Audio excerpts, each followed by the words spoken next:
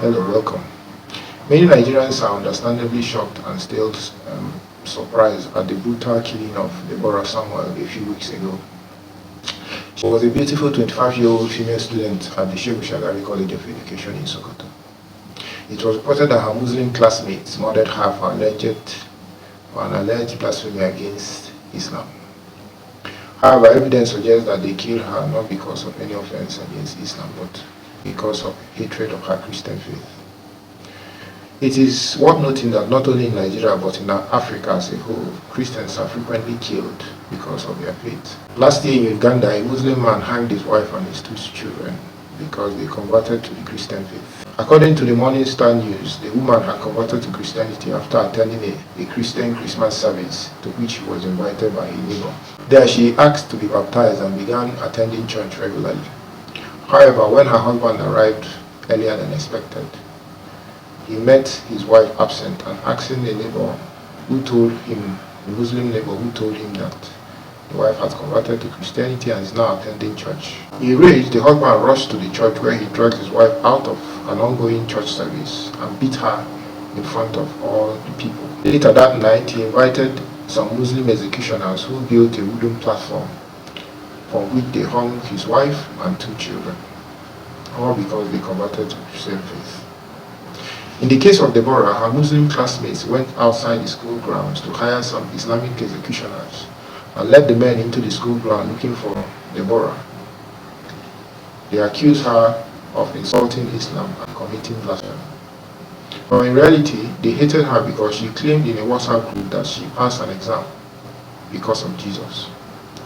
When they mocked her and asked her to remove the statement, she refused and reminded them that the WhatsApp group was created to discuss class assignments and tests, and not all the religious nonsense they have been posting there. Enraged by her dismissal of the Islamic article they have been posting, the Muslim students accused her of blasphemy and threatened to deal with her. Deborah responded with a voice message saying, "Holy Ghost fire, nothing will happen to me." The Muslim classmates made good on their threats and arrived armed and ready to deal with anyone who stood in their way. And they overpowered the security guards and dragged Deborah out. "What are you hoping to achieve with this?" was the last word her classmate heard Deborah asking her killers as they dragged her out. And several Muslim students, together with the executioners, began to beat and stone and clobber her to death. It is worth noting that Christians have been stoned to death for their faith right from the beginning of Christianity.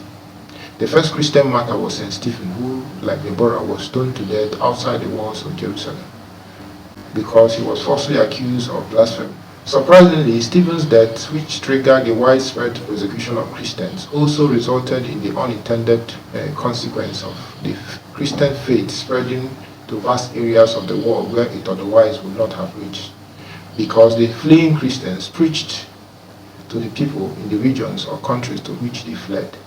Furthermore, non-Christians and pagans who witnessed Christians dying for their faith became convicted and convinced of the truth of the Christian claim that Jesus is God, since Christians were willing to die defending that claim.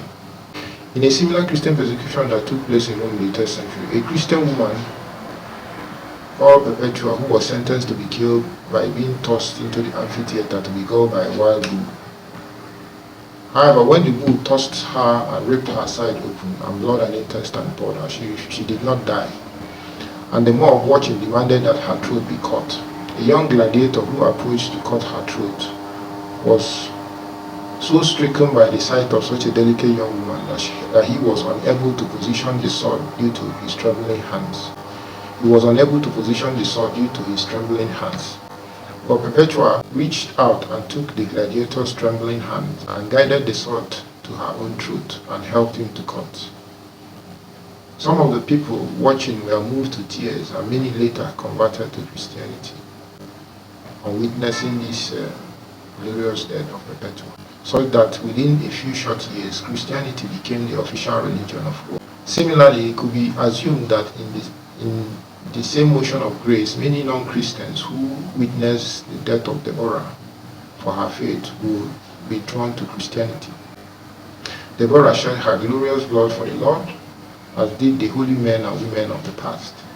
Hence, instead of weeping, Christians should rejoice because Deborah has given her life for her faith. And this is the surest proof that she loves God, and that her love of God is stronger than death and darkness and terror. For no man has greater love than this, that he lays down his life for his friend, as John chapter 5:13 says. See, equally, Tertullian, a 3rd century Christian author, stated that it is the blood of Christians that water the seed of faith.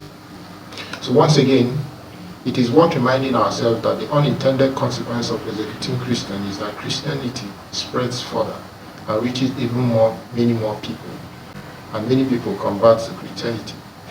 It strengthens the faith of those who are already Christians and brings others who are not Christians to convert to Christianity. Deborah's killers could only take her body, and they could do nothing more, but she has conquered by bearing witness and shedding her blood for Christ. Thank you for watching. If you like this video, please subscribe to my Rumble video channel for more updates.